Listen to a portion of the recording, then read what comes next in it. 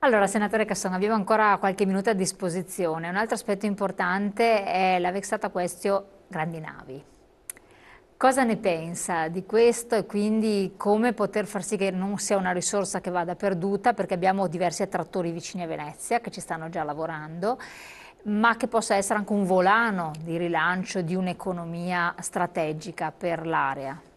Il tema grandi navi direi ha colpito l'immaginazione nazionale e internazionale, perché vedere passare questi grattacieli davanti a Palazzo Ducale ovviamente ha creato sgomento dappertutto e c'è una sensazione generale che dice che non devono più passare.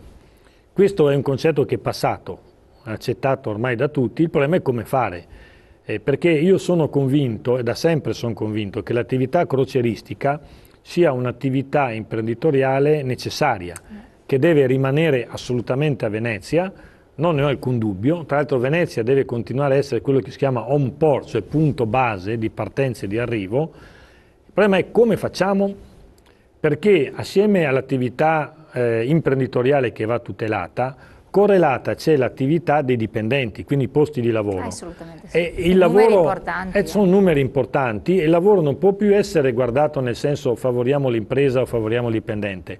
Sono due facce della stessa medaglia, tutelando uno tuteliamo l'altro.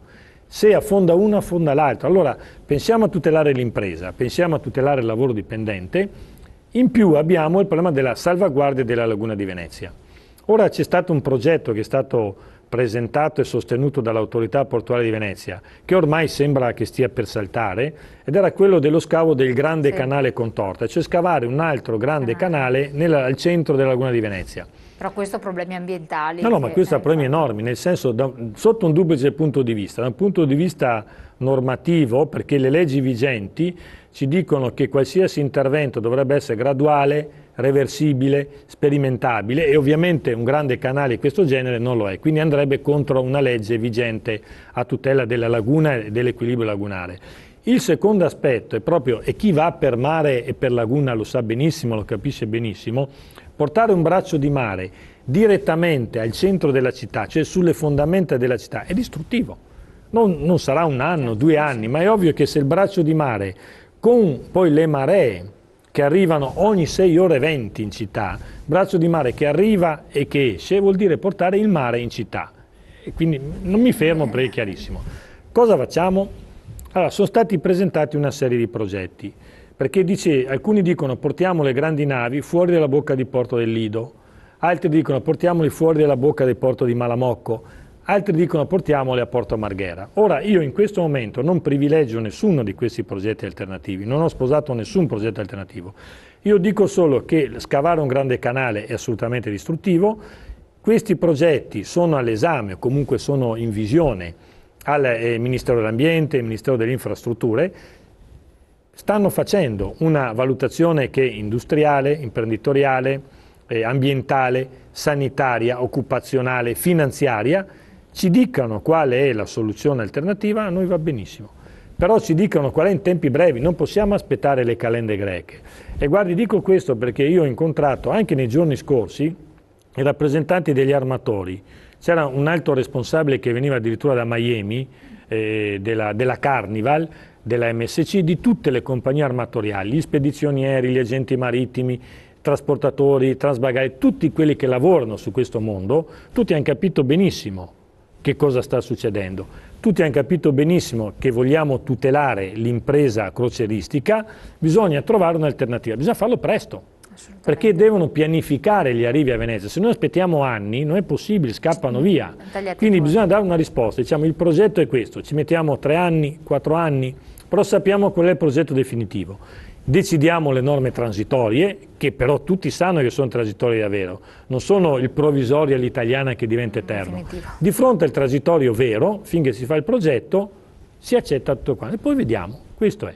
Quindi salviamo l'impresa, salviamo i posti di lavoro e tuteliamo la laguna. Strettamente collegato c'è l'aspetto del turismo e quindi l'accessibilità anche di Venezia, quindi non solo visibilità dal mare, certo, però l'accesso su Venezia ha destato dei problemi, c'è chi ha parlato di varchi, c'è chi ci sta lavorando, chi dice limitare, insomma varie soluzioni, vedono chi è favorevole e chi invece non lo è. Di fatto comunque il turismo è una risorsa ma è anche un problema, un certo tipo di turismo, sì. O per lei o per voi non è così? No, ma io direi che ovviamente è collegato il turismo al tema grandi navi e io collego subito al turismo il tema cultura, sono due temi fondamentali perché Venezia in sé attirerà comunque una marea di persone perché Venezia nel mondo è nota da tutti. Io mi ricordo quando viaggio dall'America Latina al deserto dei Gobi, poi quando dico Venezia rispondono Marco Polo, si illuminano gli occhi a tutti quanti, quindi Venezia colpisce l'immaginario mondiale. Allora, siccome sappiamo che abbiamo un tesoro enorme che non finirà mai, noi dobbiamo tutelare questo tesoro. E siccome il mondo continuerà a venire a Venezia, dobbiamo fare in modo di salvaguardare il delicato tessuto urbano, perché a Venezia in questo momento vivono meno di 59.000 abitanti, normalmente, e arrivano oltre 25 milioni di persone l'anno, soprattutto in occasione di grandi eventi, che sono 4-5. In certi momenti, in certe giornate, Venezia è invivibile, non solo per i turisti, ma per i veneziani che scappano via. Cosa possiamo fare per riequilibrare? Io credo che ci sia la possibilità innanzitutto di pianificare in maniera diversa il turismo su Venezia e sulla terraferma, perché ad esempio anche Mestre ha delle bellezze enormi che sono assolutamente da riscoprire e che se riusciamo a mettere in rete come territorio comunale riusciamo a dare una diversificazione alla riva Venezia. Se noi pensiamo che quando si cerca di andare dalla periferia di Parigi o dalla periferia di Roma al centro, ci si mette normalmente almeno 3/4 d'ora, un'ora, alle volte anche più, dipende dal traffico, noi ci rendiamo conto che da Mestre arrivare a Venezia ci vuole 1/4 d'ora, che niente. Quindi bisogna cambiare un po' questa mentalità e considerare che è tutto uno stesso tessuto urbano. E in più consideriamo che il turista, il turismo in senso lato, quando viene a Venezia, o comunque nel nostro territorio, giustamente pretende dei servizi, perché dice che Venezia richiede tanto da un punto di vista finanziario, ma praticamente però a Venezia chi paga una tassa speciale è solo chi alloggia nell'albergo, e invece noi abbiamo tantissime altre persone che arrivano. Ad esempio, dico, ogni anno arrivano a Venezia circa 1.800.000, 2 milioni di persone con le grandi navi, ma perché queste persone non devono pagare 1 euro a testa, 2 euro a testa, che io sono convinto metterebbero volentieri? Vorrebbe dire garantire qualcosa a Venezia, così come quelli che arrivano in aeroporto. Ma è lecito farlo? Sì, si può tranquillamente. Io so chi anche... ha obiettato che non... No, si può, ma non so chi abbia obiettato, dovrebbe informarsi meglio. E tra l'altro io so benissimo che a livello anche di contatti e di accordi con le compagnie non avrebbero nessun problema a farlo, perché si rendono conto che Venezia non è speciale, è unica. Quindi arrivare a Venezia vuol dire anche entrare in un tessuto, in un territorio urbano molto delicato, compromesso, che va tutelato. Il problema casomai qual è? Il problema è che il turista, la persona che viene a Venezia, ha diritto alla trasparenza, cioè deve sapere dove vanno a finire questi soldi, quindi deve finire in rete tutto. Quello che arriva deve essere... Noi facciamo con questi 10 milioni, 20 milioni, questo, bisogna sapere tutto. In secondo luogo bisogna dare i servizi. Allora, parlando di servizi, non è accettabile che in certe situazioni a Venezia non ci siano le cose minimali, i servizi igienici. Allora bisogna trovare un sistema perché chi viene abbia una città decorosa, lui deve rispettare la città, ma la città deve rispettare anche chi viene. Quindi ci vuole ancora una volta un equilibrio tra chi c'è, chi arriva e cercare soprattutto di pianificare questi arrivi nel tempo.